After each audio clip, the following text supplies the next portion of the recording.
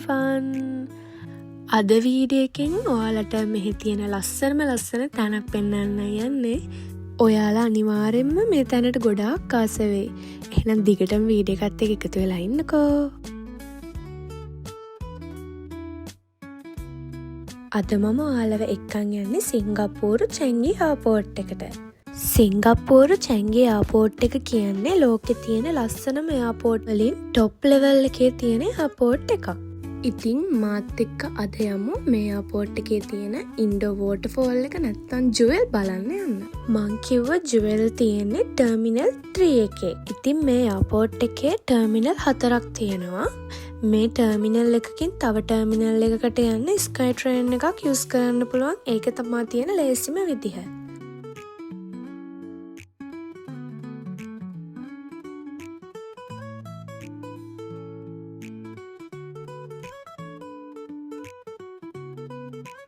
මෙන්න මෙතනින් තමා අපි දැන් ඇතුල් වෙන්නේ. ඔතනින් යනවා නම් ටික දුරක් අපිට පයින් යන්න ඕන. නැත්තම් මං කලින් කිව්ව විදිහට ස්කයි ට්‍රේන් එක යූස් කරලත් යන්න පුළුවන්. මේ එයාපෝට් එකේ බලන්න නම් ගොඩාක් දේවල් තියෙනවා. මං අද නම් මේ ඔක්කොටම යන්නේ නැහැ. වෙන දවසක ඒවා ටිකක් පෙන්වන්න මං එක්කන් යන්නම්කෝ. මෙතන බලන්න ඉන්න ටිකට් ගන්න නැහැ. හැබැයි මෙතන තියෙන සමහර තැන් බලන්න නම් ටිකට් ගන්න ඕනි.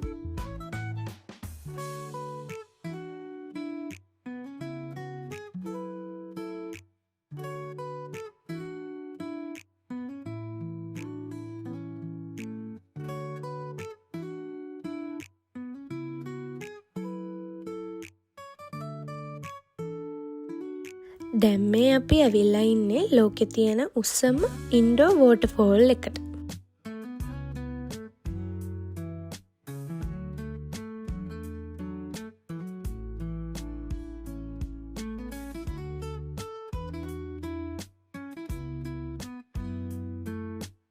මේක මීටර් 40ක් විතර උසයි කියලා තමා කියන්නේ. ඒත් එක්කම මේකේ තට්ටු 10ක් තියෙනවා. බේස්මන්ට් ලෙවල් 5ක් තියෙනවා. ග්‍රවුන්ඩ් ලෙවල් එකේ ඉඳලා උඩට තව තට්ටු 5ක් තියෙනවා. මමත් මේ ලෙවල් ගොඩකට ගිහිල්ලා එතෙන්ට පේන view එක බැලුවා. ඔයාලටත් මම පෙන්වන්න වීඩියෝ ගත්තා බලන්නකෝ. ඇත්තටම මේ කැමරාවට පේනවට වඩා මෙතන මාරම ලස්සනයි. මෙතන ගොඩාක් රටවල් වලින් ගෙනාපු එක එක පැල වර්ග ගොඩාරියක් තියෙනවා.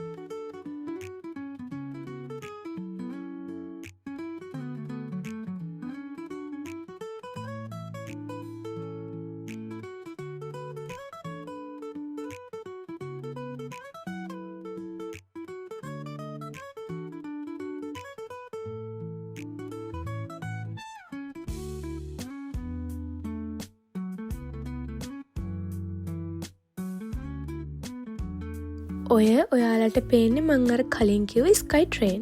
ඔයාලා සිංගප්පූරු එනවා නම් නැත්තම් ට්‍රාන්සිට් එකකට හරි එනවා නම් අනිවාර්යයෙන්ම මෙතන බලන්න ඉන්න.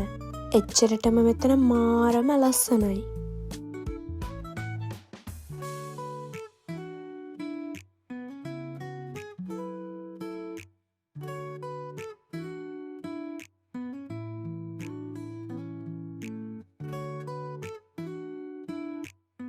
ඇත්තටම මෙතන ඉන්නකොට නිකමටවත් දැනෙන්නේ මේ හදපු එකක් කියලා. තව අපි මේ ඉන්නේ බිල්ඩින් එකක් ඇතුලේ කියලා. එච්චරටම මෙතන ලස්සනයි. මාරම කාම් ෆීලින් එකක් තමයි තියෙන්නේ.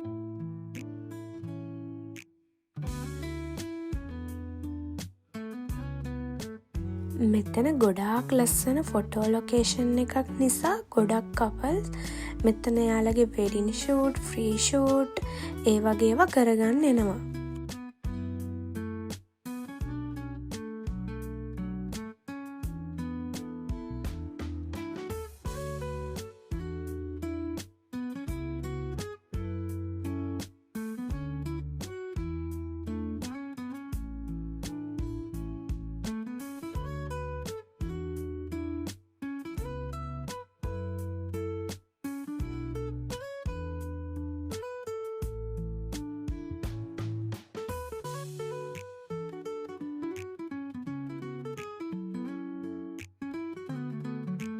බලන්නකො කට්ටිය මෙතෙන්ට ඇවිල්ලා එක්සර්සයිස් උත් කරනවා.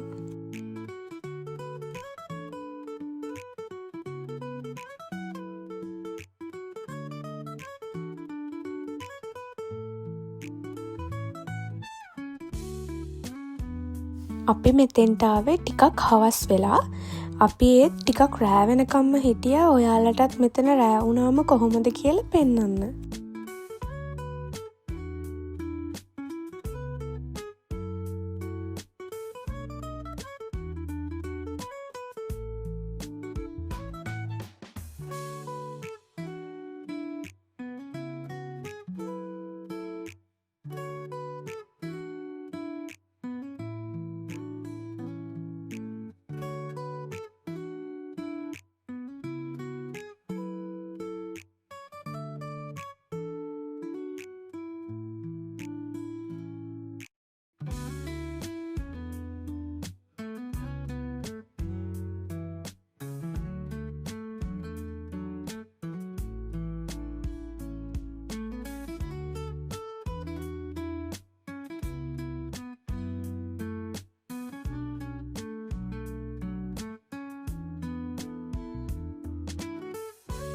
තියෙන අර උඩින් වැටෙන වතුර ටික පල්ලෙහෙන් බලද්දි පේන විදිහ.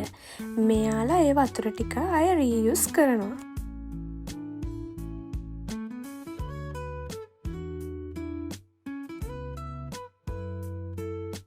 අපි දෙන්නට මේ වෙනකොට පුදුම විදිහට බඩගිනි වෙලා තිබ්බේ. ඔයාලට මේ ලස්සන දේවල් බලන ගමන්ම ඕනි තරම් කෑම කඩ තියෙනවා. කෑම ලෝකයක් වගේ. අපි දෙන්නත් මේ දැන් මොන හරි කන්න දෙයක් හොයාගෙන තමයි මේ යන්නේ.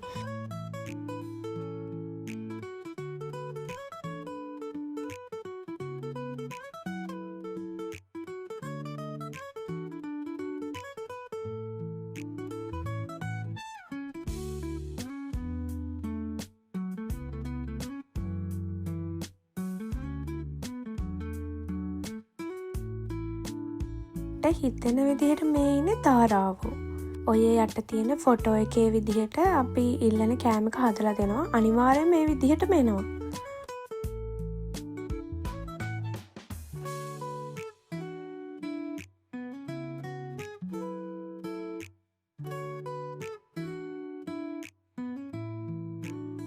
මම වගේ බත්ම කන්න ඕනි කෙනෙක්ට මෙතනින් පුළුවන් කැමති එළවලු ටික දාගෙන මේ අපිට කැමති විදිහට බත් එකක් හදාගන්න.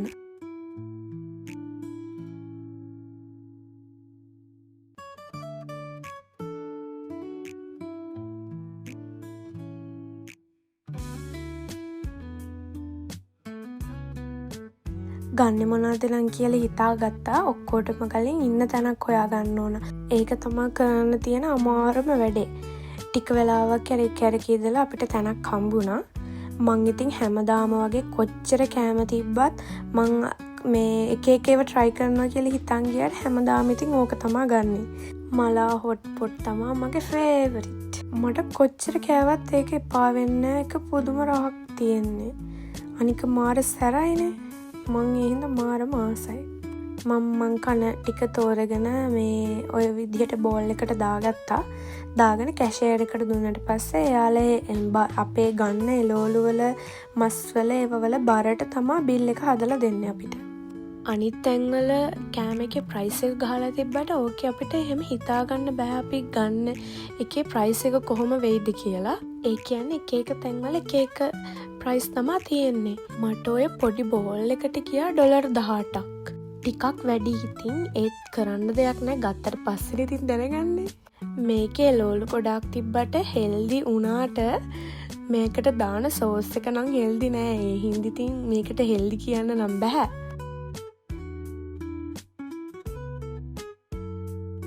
ඔන්න ඕක තමා මං ගත්තේ. හදලා ඉවරනාම ඔය වගේ තමයි තියෙන්නේ. මේක තමයි හස්බන්ඩ් ගත්තේ. එයා ඉතින් හැමදාම මස් කෑල්ලක් තමයි ඉතින් ගන්නෙ. එහෙනම් අද වීඩියෝ එකටත් මං හිතනවා ඔයාලා කැමති වෙන්න ඇති කියලා.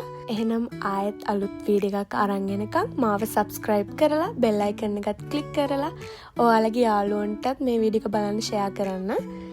එහෙනම් ඊළඟ වීඩියෝ එකෙන් හම්බෙන්නම්. bye bye.